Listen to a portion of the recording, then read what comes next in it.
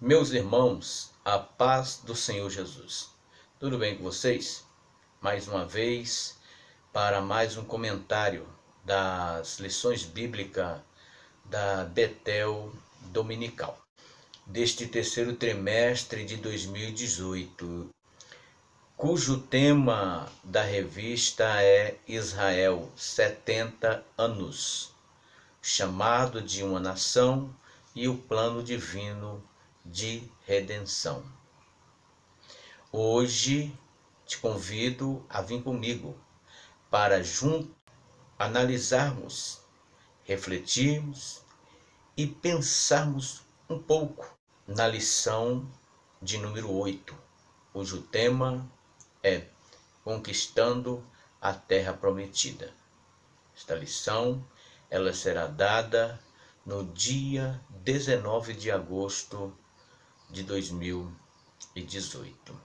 Bem, meu querido, nós vamos ver aqui Josué e também o povo que foram chamados a se santificar para que eles pudessem contemplar as maravilhas no meio deles. Josué 3:5 nos diz isso. Nós vemos que as promessas de Deus, elas se cumprem no tempo certo, pois Deus, Ele é fiel. A lição de hoje tem como base Josué capítulo 3, os versículos 6 a 7 e os versículos 9 a 10. Bom, meu querido, a missão de Josué era levar este povo, a nação de Israel, a conquistar a terra prometida. Nós vamos observar que depois do terceiro período de 40 anos, e agora não mais sob a regência do grande líder Moisés, chegou o momento deste povo tomar posse sob a liderança dessa nova regência da terra prometida. Este povo que agora estava amadurecido porque fora educado por Deus no deserto. Agora eles estavam preparados para começar a usufruir de um novo ciclo, que seria exatamente conquistar e usufruir a terra prometida. Deus levanta esse novo líder com a morte de Moisés. Josué entra em cena com a missão totalmente diferente da de seu mentor, o grande líder Moisés. Josué, ele foi fortalecido por Deus a tomar a posição de líder deste povo e levar este povo a enfrentar as intempéries que eles teriam de enfrentar para conquistar a terra que Deus já havia entregado a eles. Josué, querido, cujo seu primeiro nome era Oséias, e quem mudou o nome dele mais tarde para Josué foi o próprio Deus. Josué, ele é um tipo de Cristo. Até no significado do seu nome nós vemos isso, aonde diz que o nome dele significa o Senhor salva. Josué, ele era filho de Num, neto de Elisama, um dos príncipes da tribo de Efraim. Ele foi aquele que viveu aos pés do grande líder Moisés. Ele aproveitou a oportunidade de conviver, de ajudar e muito mais do que isso, de aprender com Moisés a ser um líder ao gosto de Deus. Josué foi um daqueles 12 espias que fora enviado à terra prometida, um dos que trouxeram a Moisés um relatório convincente otimista e confiante de que Deus lhes garantiria a vitória. Aqui nós temos uma lição importante. É Deus quem escolhe, é Deus quem vocaciona, é Deus quem forja no ser humano este grande líder. É Deus quem desenvolve este grande líder para que ele possa operar uma grande obra. Uma coisa boa de se notar aqui é que Deus escolhe, e esta escolha ela não é feita somente pelos acadêmicos, pelos que têm faculdade, mas muitas das vezes, como a Bíblia mesmo fala, são pessoas simples, desprovidas do intelecto e das técnicas que as faculdades oferecem a esses acadêmicos através de um contínuo ensino de suas disciplinas. Deus, ele pega este que está no campo, atrás de uma enxada, de uma junta de boi, colhendo alimentos no campo, e ele pega esse pedreiro, esse pescador e etc. E como disse acima, forja neste homem ou nesta mulher um grande líder, para que este grande líder ele possa arrebanhar o rebanho de Deus de uma maneira justa e coerente, para que o nome do Senhor venha a ser engrandecido em seu povo, em sua igreja. O rebanho de Deus, ele é conduzido por esse grande líder, a presença de Deus. Firme e constante, ele conduz o rebanho de Deus à presença do Eterno. Josué, meu querido, era um homem preparado, pois Josué aprendeu aos pés de um grande líder, e sem saber que ele estava sendo preparado, trabalhado por Deus para ser o sucessor de Moisés. O povo, com certeza, em nada teve perca na questão da liderança, pois quem capacitou a Moisés para os liderar até a travessia do Mar Vermelho, até as portas de entrada da terra prometida, foi Deus. E este mesmo Deus que capacitou a este Moisés, agora está trabalhando e agindo na vida de Josué, porque Josué, ele foi preparado por Deus enquanto servia a Moisés, para ser o sucessor de Moisés e se transformar nesse grande líder conforme a vontade de Deus. Quem preparou o Josué para que ele fosse esse grande líder e liderasse o povo a conquistar e usufruir da terra prometida foi Deus. Então, meu querido, Josué estava preparado, porém, é digno de nota dizer que Josué ele esperou o momento exato que Deus tinha para pô-lo à frente do povo.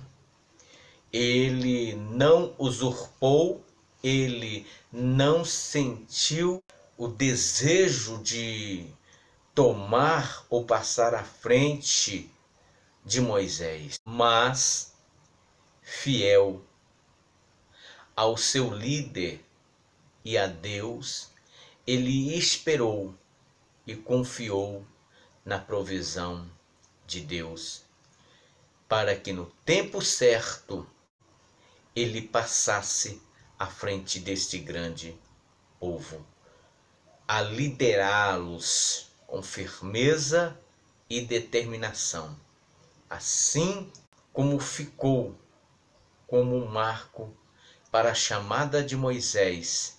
Deus também faz o mesmo com Josué. Deus chama Josué e conversa com Josué, encorajando a Josué. Meus queridos, para substituir um líder à altura de Moisés, homem de uma amizade com Deus amanhã, homem que dentro do nosso vocabulário chulo deu conselho a Deus. Não era fácil. Talvez na mente humana de Josué, isto é uma conjectura minha, pudesse ter passado este pensamento. Por isso, talvez Deus se levanta encorajando a ele.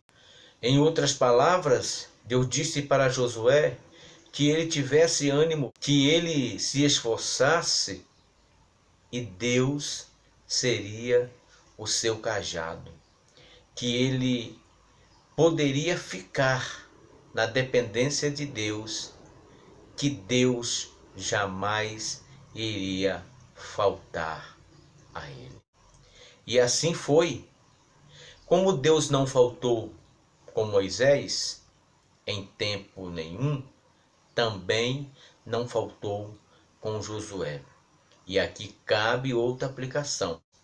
Em nossos momentos mais difíceis, nós temos que ter a convicção de que Deus está conosco. Nós precisamos estarmos expondo sempre bom ânimo e sabendo que por estarmos na dependência de Deus, Deus jamais vai nos faltar.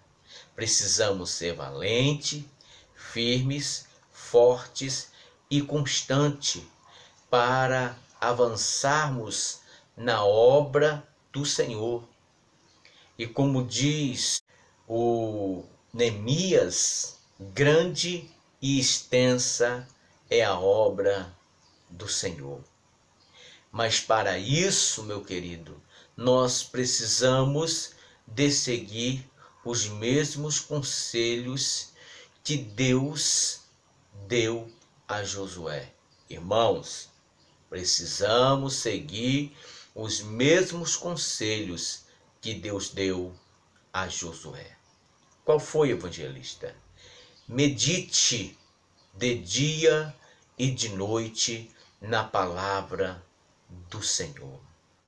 Viva em uma extrema vigilância.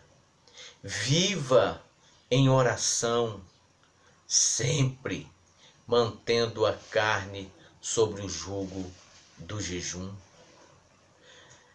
Tomando, meu querido, por base essas 4 ferramentas fundamentais, automaticamente nós estaremos tranquilamente conseguindo exercer todos os princípios que o Filho de Deus, que estuda a Bíblia, precisa estar fazendo. E isto de eu querer estar nesse padrão de santidade não pode ser no intuito de que eu vou fazer isso para ser usado por Deus nesta terra.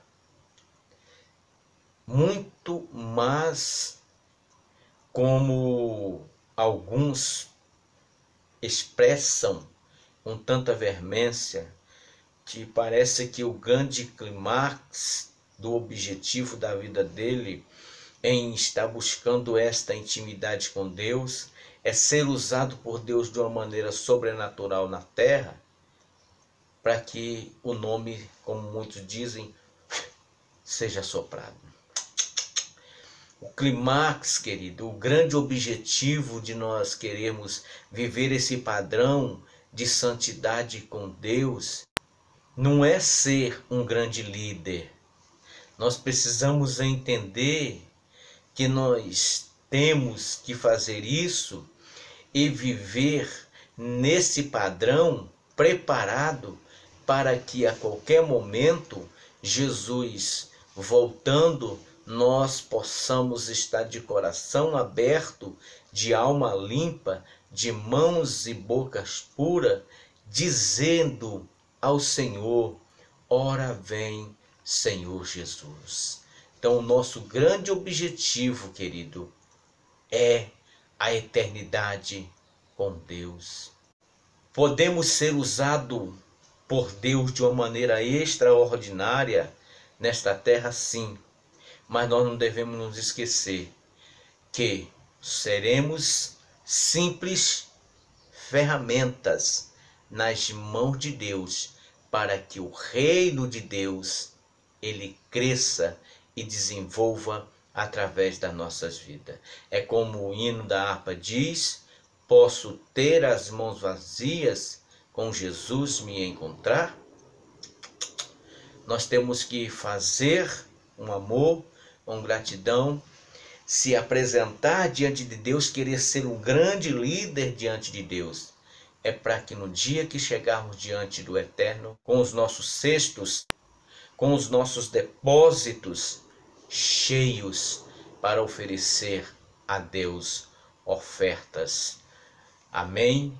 E não ficar nesse pensamento medíocre de querermos ser usado para sermos vistos pelos homens como o grande profeta, a grande profetisa, o grande homem de Deus, a grande mulher de Deus.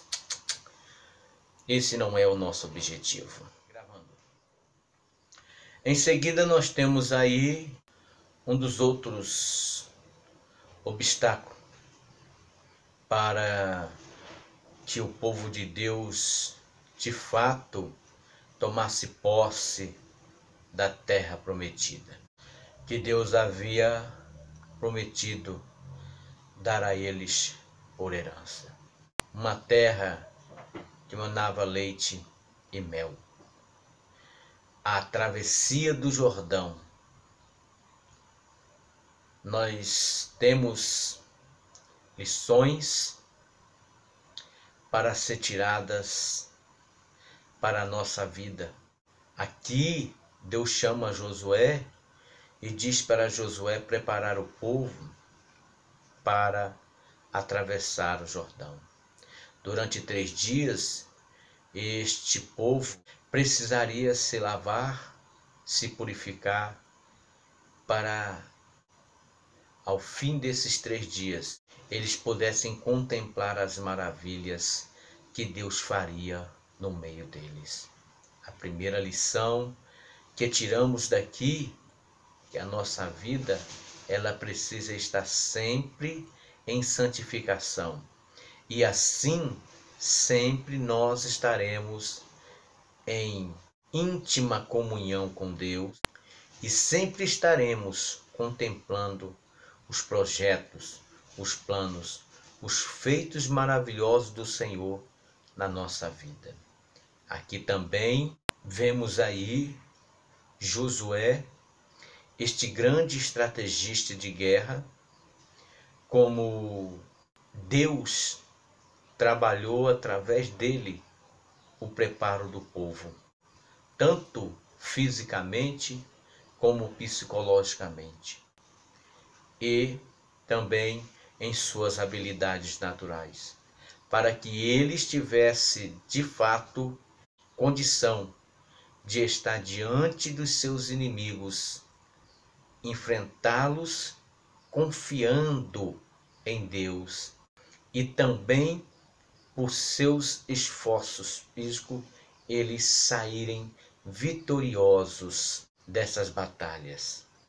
É como vai nos dizer o nosso comentarista, que a primeira atitude de Josué foi promover mantimento para a caminhada.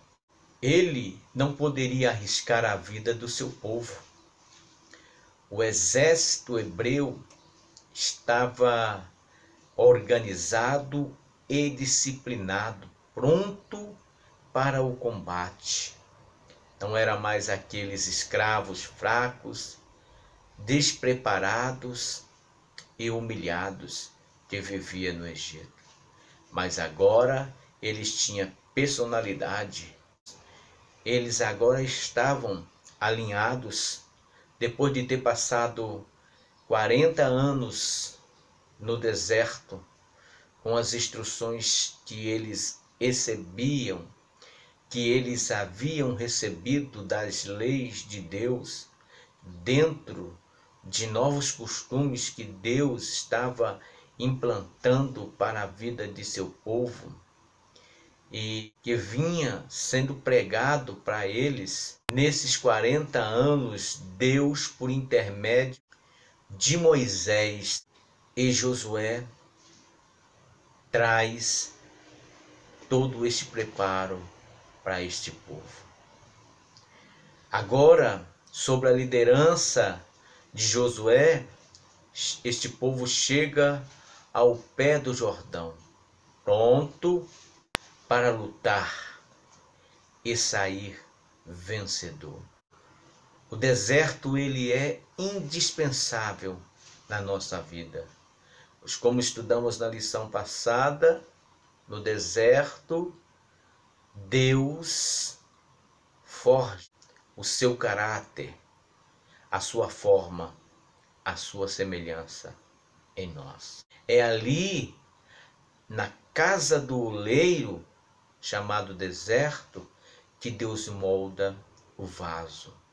É ali aonde Deus dá estratégias, capacitação, preparo, força, determinação, sabedoria para que este vaso, na batalha do seu dia a dia, saia vitorioso.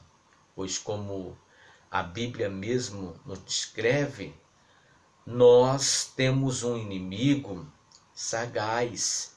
Não devemos ignorar o seu ardis. Uma outra coisa que serve como aplicação pessoal, que já cabe aqui dentro do 2.2, é exatamente isso, que Josué, sendo este líder, estrategista de guerra, ele aprendeu com o seu líder Moisés, enviando 2 espias para conhecer a terra, para se ambientar geograficamente, para observar a força física e a estrutura tanto do povo como da cidade aonde ele futuramente estaria embreando uma luta, ele estaria desenvolvendo uma batalha para conquistar. Isto fala para nós, meu querido, exatamente que nós não devemos, como eu disse acima, ignorar o nosso inimigo. Ele tem poder, o poder de ludibriar, o poder de nos enganar, o poder de nos fascinar com as suas artimanhas. E assim, envolto nessas coisas, cegos, cauterizados pelas artimanhas do nosso inimigo, nós vamos cegamente praticando e fazendo o que ele quer. E assim ele vai nos enfraquecendo e nos arrancando a cada dia mais da terra prometida. Por isso é que nós precisamos de meditar e refletir na palavra de Deus, pois Deus, na sua palavra, ele nos mostra o nosso inimigo, ele nos mostra o campo de batalha, ele nos mostra aonde esse inimigo trabalha, como esse inimigo trabalha. Todas essas coisas Deus nos mostra. E quando nós estudamos para conhecer quem é o nosso inimigo, qual é a sua força, qual é o seu campo de batalha, como ele age, nós temos condição de passarmos para esta guerra com um ar de já sou vencedor.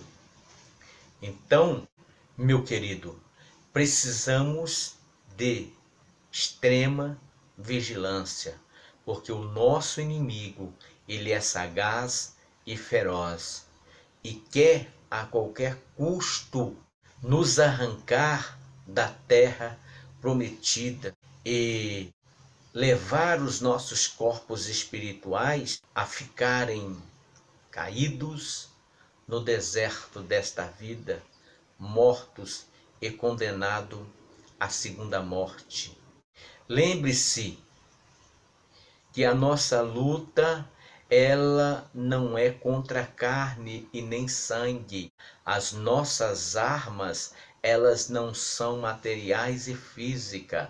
Nesta batalha contra o mal, nós temos que entrar nas regiões celestes para batalhar, mas também temos que fazer isto com convicção, com certeza, com as armas da nossa milícia, que não são carnais e sim espirituais, e acima de tudo, elas são poderosas em Cristo para destruir todas as fortalezas do inimigo.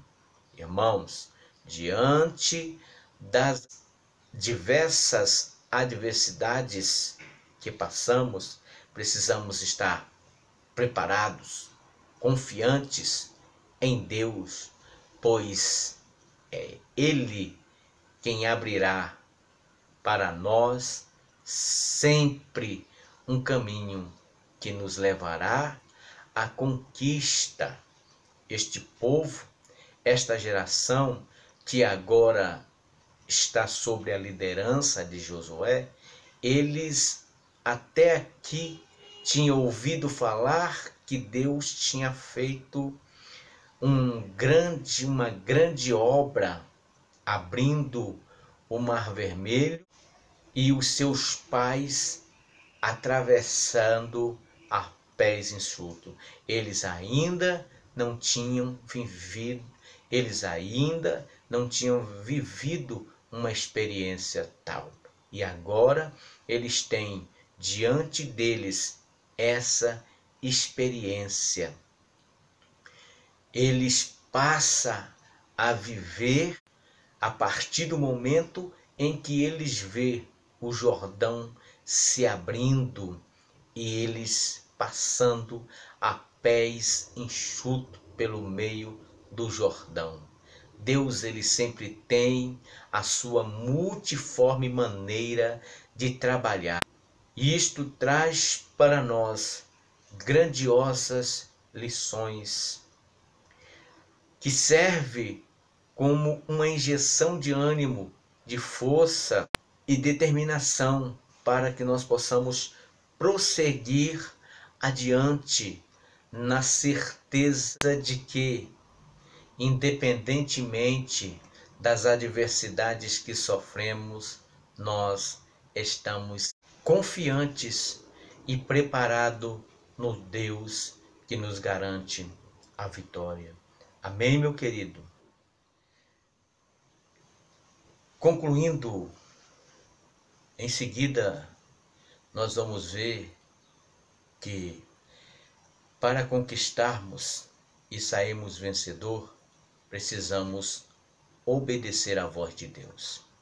A obediência a voz de Deus é o sinal da vitória certa. A prova disso é a destruição de Jericó. A única coisa que Josué, juntamente com toda a nação de Israel, fez foi só seguir as orientações divinas.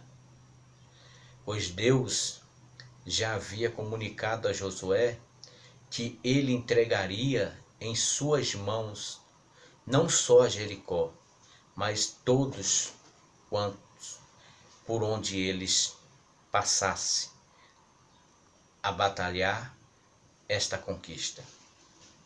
Então, Josué orienta o povo a fazer exatamente como fora pedido por Deus a eles.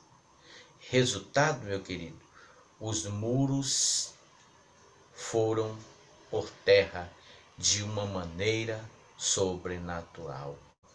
E Israel pôde entrar e tomar posse da primeira das muitas cidades que eles estariam conquistando nesta jornada. Digno de nota aqui é que Deus derrubou o muro em um ponto estratégico, onde Josué com os seus soldados, penetrando assim a Jericó por esse ponto estratégico, eles tiveram uma maior facilidade ainda de conquista. Eles poderiam ter ido por o sul, como vai dizer a nossa revista, aonde a cidade era mais fortificada, mas não, Deus operou para que eles entrassem na cidade de Jericó pelo lado mais vulnerável dela. Aqui nós vemos a ação divina com a cooperação humana, mas a vitória ela só veio porque Josué, juntamente com o povo, andaram em obediência à voz de Deus. Aplicando isso para nós, se queremos viver o melhor de Deus nesta terra, e seja este melhor em qual sentido for, precisamos parar para meditar, refletir nas orientações que Deus nos dá por intermédio de sua santa e refulgente palavra. Às vezes, Deus também fala conosco por meio de revelação, falando do dom de revelação propriamente dito. Deus fala conosco por intermédio de sonhos. Deus tem a sua multiforme maneira de falar conosco, mas o certo é que precisamos de seguir as orientações que Deus nos dá. E a Bíblia, meu querido, ela tem resposta para tudo o que nós precisarmos. E isto não é um jargão de pregador, mas sim uma realidade. Esta mini biblioteca que tem 66 livros inspirados, revelados e nos ensinados pelo Espírito Santo de Deus, é a boca de Deus falando conosco. Se queremos vencer, temos que seguir as suas orientações. Caso contrário, é derrota na certa. Prova disso foi a desobediência de Acã. Israel havia acabado de vencer uma cidade totalmente fortificada, com muros que, a olhos humanos, jamais ninguém conseguiria penetrar. E de uma forma sobrenatural, Israel pôde contar com a mão de Deus trabalhando a favor deles. mas de repente eles olham para uma cidade como Ai, uma pequena e fraca cidade, e diz: esta aí nós já vencemos, nós já conquistamos, pois vencemos a Jericó, que era uma cidade tão fortificada. Então não vamos nem nos preocupar em mandar muita gente para lá, não vamos nem nos preocupar em cansar os nossos soldados. Vamos mandar uns poucos homens para lá. E o que a Bíblia vai nos dizer? Que 36 desses poucos homens voltaram feridos, e Israel, envergonhado, teve que fugir de diante de Ai. A Israel que venceu a fortificada cidade de Jericó se vê derrotada diante da minúscula cidade de Ai. Josué, por sua vez, rasgou as suas vestes, foi conversar com Deus e disse: Senhor, que dirás? Pois Israel virou Deus as costas para nós, diante dos nossos inimigos. Deus disse para Josué exatamente isso. Há pecado no meio da tenda, Josué. Queridos, Deus ele podia ter revelado diretamente para Josué que Acã ele tinha pegado aquela capa e aquela cunha de ouro, coisas que Deus havia avisado que eles não deveriam pegar, mas Acã, por causa da sua cobiça, pegou e enterrou no meio da tenda. Deus poderia ter revelado a Josué a causa dessa derrota. Mas Deus tem a sua multimaneira de trabalhar. Por causa desta desobediência de Acã, Israel alcançou esta derrota. Deus, ele mostrou para Josué o pecado, a causa, mas deixou para que o líder, dando moral para o líder, dando honra por líder, através de uma estratégia que Deus deu para ele, deixou a cargo de Josué alcançar o causador. Então Josué se levanta, se santifica, santifica o povo, reúne todos diante dele e faz chegar diante dele tribo por tribo, e vai lançando sorte, família por família, e vai lançando sorte, homem por homem, até que chega na família dos Zeraitas, até que chega em Acã, da tribo de Judá. E o resultado nós já sabemos. Acã teve que confessar o seu pecado, e por causa disso ele e toda a sua família foi apedrejado. Agora, já tendo limpado Israel do anatema, da desobediência, segundo a ordem de Deus, Josué volta à cidade de Ai. E Ai foi a segunda cidade que Josué conquistou. Uma lição que observo aqui é que Deus, ele dá honra aos seus servos. Deus queria dar corpo a Josué como líder no meio deste povo. E quando Deus faz com que Josué vá atrás de identificar o causador e dá a Josué a devida autoridade para que ele execute a sentença sobre esse causador, Josué cria diante do povo respeito, honra. Era Deus capacitando ainda mais a Josué.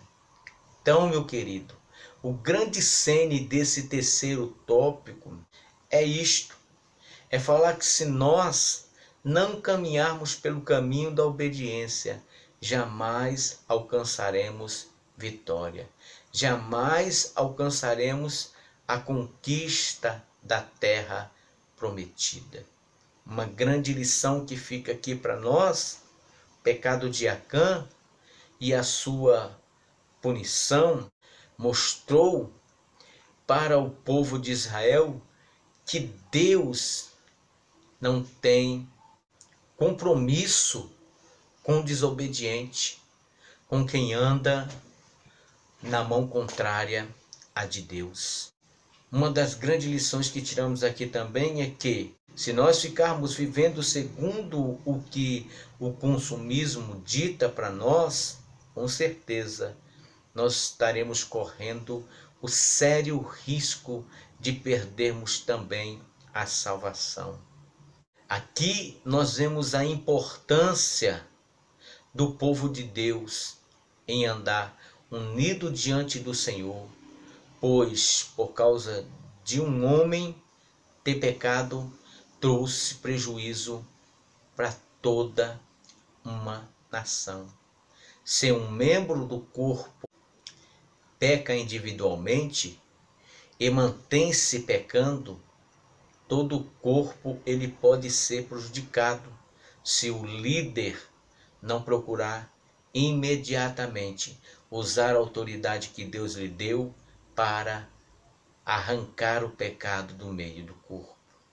Cabe aqui dizer que nos dias atuais temos falta de homens e mulheres de Deus que vivam em uma extrema intimidade com Deus e que exerça essa autoridade que Deus lhe outorgou, para que, através, quem sabe, de revelação, possa arrancar do seio da igreja tantos e tantos que andam em práticas pecaminosas e não querem se desvencilhar dela.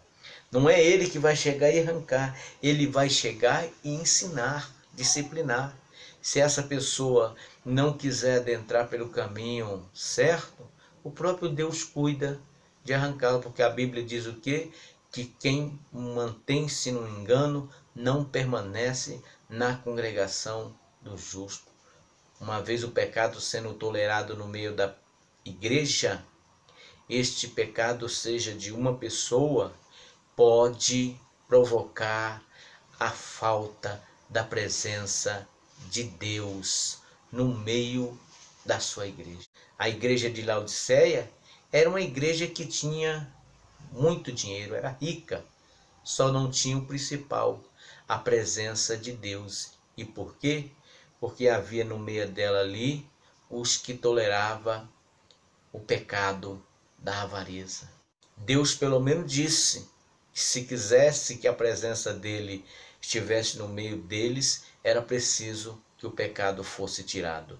Deus, ele não é conivente com o pecado. Nos dias atuais, existem muitas denominações que vivem uma vida espiritual medíocre e não param para refletir, meditar o porquê da falta daquela graça maravilhosa que é estendida no meio do corpo, quando este corpo se reúne como igreja e intimamente com Deus recebe aquela graça maravilhosa. Lembre-se, uma nação todinha foi prejudicada por causa do pecado de um só homem. Não é diferente nos dias atuais.